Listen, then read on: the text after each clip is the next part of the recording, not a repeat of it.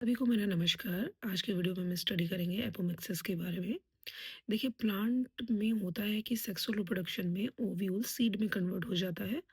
But कभी-कभी ऐसी condition भी होती है कि विदाउट सेक्सुअल रिप्रोडक्शन के सीड सीड का फॉर्मेशन हो जाता है।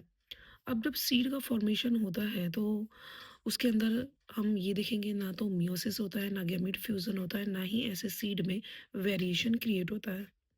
इस सीड में एम्ब्रियो प्रेजेंट होता है और एम्ब्रियो की जो कंडीशन होती है वो कैसे डेवलप होती है एपोमिक्सिस की कंडीशन में। इसे माहेश्वरी ने अकॉर्डिंग टू माहेश्वरी 3 पार्ट्स में हम डिवाइड कर सकते हैं। अब देखिए जो ओवरी होता है उसके अंदर ओव्यूल होता है और ओव्यूल के आप ये 3 पार्ट्स याद रख सकते हैं, इंटेगुमेंट, न्यूसिलस, एम्ब्रियोसेक।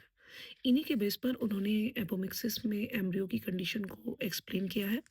अब देखिए इंटेगुमेंट मतलब जो ओव्यूल का प्रोटेक्टिव लेयर होता है, अगर इससे एम्ब्रियो बन रही, क्योंकि सेक्सुअल रिप्रोडक्शन तो नहीं हो रहा है बट एसेक्सुअल रिप्रोडक्शन से एम्ब्रियो बन रही है, तो इंटेगुमेंट डिप्लॉयड होता है, तो एम्ब्रियो भी क्या सा होता है, डिप्लॉयड। अच्छा, ऐसी कंडीशन में क्योंकि कोई गेमेटोफाइट बनता ही नहीं है और अल्टरनेशन ऑफ जनरेशन होता नहीं है, तो ये मोस्ट इंपॉर्टेंट है। एग्जाम्पल जैसे कि आप देख पा रहे हो, सिट्रस, कैक्टेसी, ऑर्किडेसी एंड यूफोरबिएसी। और चूंकि आपके सिलेबस में यूफोरबिएसी इंक्लूड है तो आपको इस पर थोड़ा ध्यान देने की ज़रूरत है। नेक्स्ट कंडीशन है कि जो न्यूक्लियस पार्ट है यानी ओव्यूल का सेंट्रल पार्ट होता है, अगर इससे एम्ब्रियो बन रहा है तो क्या होगा। न्यूक्लियस से बनने वाले जो एम्ब्रियो होते हैं वो डिप्लॉयड होते हैं और ऐसी कंडीशन जो होती है रिकरेंट एपोमिक्सिस की होती है। पर इसको भी फर्दर 2 पार्ट्स में डिवाइड किया है। अगर न्यूसेलस में आर्चीस्पोरियल सेल से अगर एम्ब्रियो बन रहा है तो उसे जेनरेटिव कंडीशन में दे देते हैं। अच्छा, जो जिनको नहीं पता है आर्चीस्पोरियल सेल्स कौन सी होती हैं, जो स्पोरोजेनस टिश्यू बनाती हैं और स्पोरोजेनस टिश्यू से जहाँ पर माइक्रोस्पोर मदर सेल का फॉर्मेशन होता है। सोमैटिक एपोस्पोरी का मतलब होता है डायरेक्ट न्यूसेलस से अगर बन रही हो तो। इसके कुछ एग्जांपल आप देख पा रहे हैं, रेननक्लस रेननक्लेसी फैमिली में इंक्लूडेड है, जैसे कि आप जानते हैं मेलस, आप लोग पढ़ चुके हैं।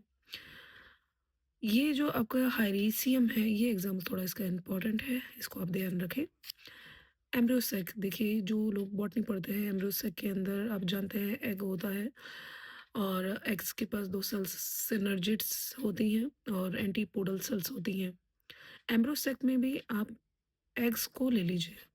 अगर एग्स विदाउट फर्टिलाइजेशन के एम्ब्रियो बना रही है तो एम्ब्रियो यहाँ हैप्लॉइड होता है और ये आता है नॉन रिकरेंट एपोमिक्सिस में।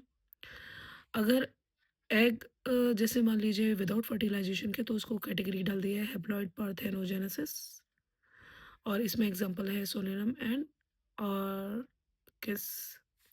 नेक्स्ट है अगर एग को छोड़कर बाकी किसी भी सेल से एम्ब्रियो सेक के अंदर सेल्स एम्ब्रियो बना रही हैं तो वो आती हैं हैप्लॉइड एपोगेमी में। और हैप्लॉइड एपोगेमी का एग्जांपल आपका हो गया लिलियम। तो इस तरह से आप एपोमिक्सिस के एग्जांपल्स को विद डायग्राम के साथ लर्न कर सकते हैं।